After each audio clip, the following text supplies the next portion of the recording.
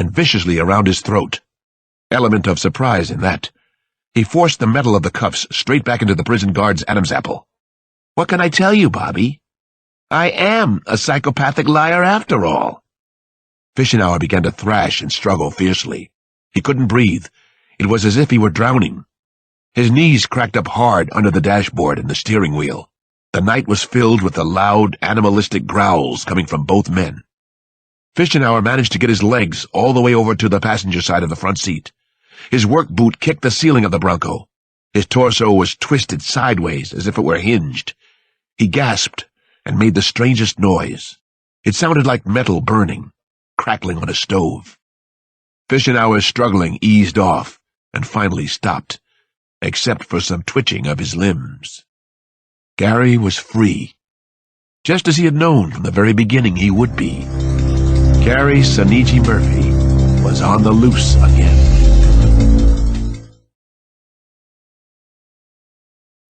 Chapter 79. Jesse Flanagan walked down the hall to room 427 inside the Marbury Hotel in Georgetown. She was feeling compulsive again. Driven. She wasn't happy about this secretive meeting and wondered what it was about. Jesse thought that she knew and hoped she was wrong. She wasn't wrong too often. Jesse rapped her knuckles against the door. She peered around behind her. It wasn't paranoia on her part. She knew half the people in Washington were busy watching the other half. "It's open. Come on in," she heard from inside. Jesse opened the door and saw him lounging on the couch. He'd gotten a suite, which was a bad sign. He wanted to burn money. "Sweets for the sweet." Mike Devine smiled from the couch. He was watching the Redskins on TV, cool as could be. In a lot of ways, it reminded Jesse of her father. Maybe that was why she'd gotten involved with him. The perversity of it had been a turn-on. "Michael? This is very dangerous right now." Jesse stepped into the hotel room and shut the door. Bolted it. She made her voice seem concerned, rather than angry at him. Sweet, nice Jesse. "Dangerous or not, we have to talk.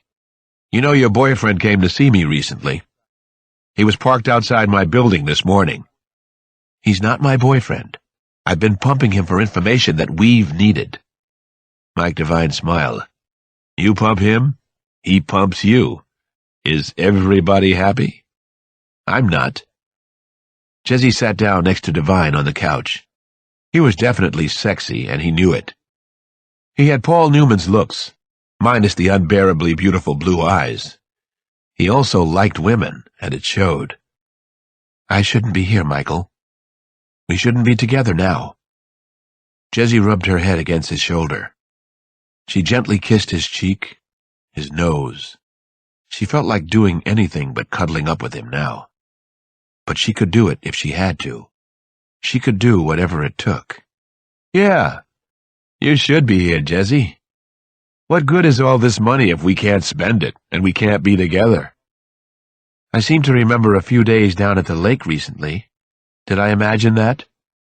"To hell with stolen moments. Come to Florida with me."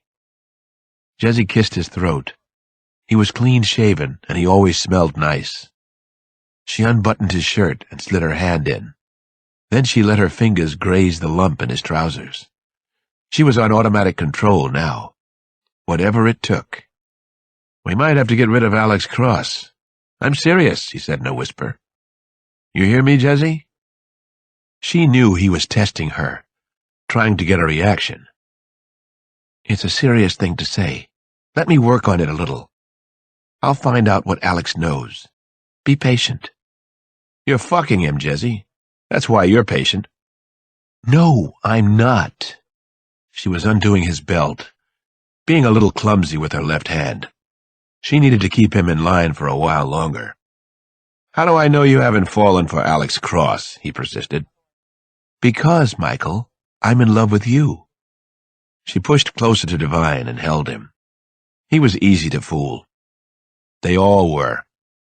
All she had to do now was wait out the FBI, and they were home free. Perfect. The crime of the century. Chapter 80. I was asleep when I got the call at 4 in the morning. A devastated Wallace Hart was on the line. He was calling from Falston, where he had a serious problem on his hands. An hour later, I was at the prison. I was one of 4 privileged insiders secreted in Wallace's cramped, overheated office. The press hadn't been told about the sensational escape yet. They had to be alerted soon. There was no getting around that. They'd have a field day with the news flash that Seniji Murphy was back on the loose. Wallace Hart was slumped over his paper-littered desk as if he'd been gut-shot. The others in the office were the prison warden and the prison's attorney. "What do you know about this missing guard?" I asked Wallace at the first opportunity. "His name's Fishenauer. 36 years old. He's been at the prison 11 years with a good service record," said Hart. "Until today, he did his job." "What's your best guess? Is this guard Gary's latest hostage?" I asked Wallace. "I don't think so. I think the son of a bitch bastard helped Seniji escape." That same morning, the FBI set up round-the-clock surveillance on Michael Devine and Charles Shakely. One theory was that Seniji Murphy might come after them. He knew that they had screwed up his master plan. The body of prison guard Robert Fishenauer was found in a dilapidated garage on the abandoned farm in Chrisfield, Maryland. A $20 bill was stuffed into his mouth.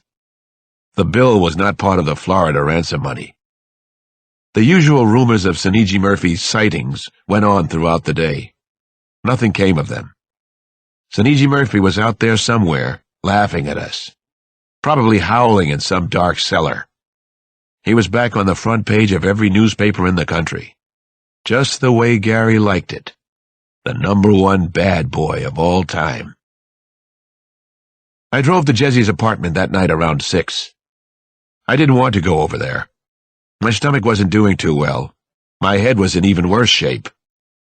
I had to warn her that Seniji Murphy might have her on his list, especially if he'd connected Jesse with Devine and Shakely. I had to warn Jesse without telling her everything else I knew. As I climbed the familiar red brick porch stairs, I could hear rock music playing inside the house, making the walls tremble. It was Bonnie Raitt's Taking My Time album. Bonnie was wailing, "I Gave My Love a Candle." Jesse and I had played the Bonnie Raitt tape over and over at her lake cabin. Maybe she was thinking of me that night. I'd been doing a lot of thinking about Jesse the past few days. I rang the bell, and Jesse opened the screen door. She was wearing her usual attire, a wrinkled t-shirt, cut-offs, thongs. She smiled and looked glad to see me. So calm, cool, and collected. My stomach was knotted up tight. The rest of me was very cold. I knew what I had to do now. At least I thought I did. "And one more thing," I said, as if we'd just finished our last conversation a minute ago. Jesse laughed and opened the screen door. I didn't go inside. I stood my ground on the porch. Wind chimes sounded from the house next door. I watched for some false move, something that would show me she didn't have her act down perfectly. There was nothing. "How about a ride in the country?" "My treat," I said to Jesse. "Sounds good to me, Alex. I'll put on some long pants." A few minutes later, we were on the bike, blasting away from her place. I was still humming, "I Gave My Love a Candle."